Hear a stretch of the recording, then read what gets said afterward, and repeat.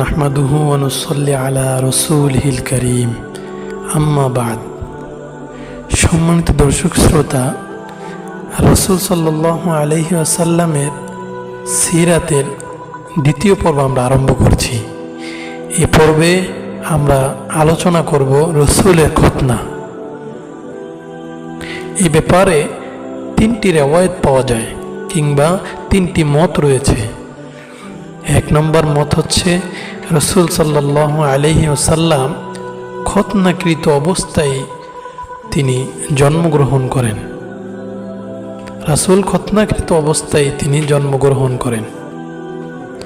হযরত ইমাম আব্দুল হাকিম রাহমাতুল্লাহি আলাইহি বলেন, এটাই চূড়ান্ত, কারণ এটা অসংখ্য হাদিসেও এসেছে।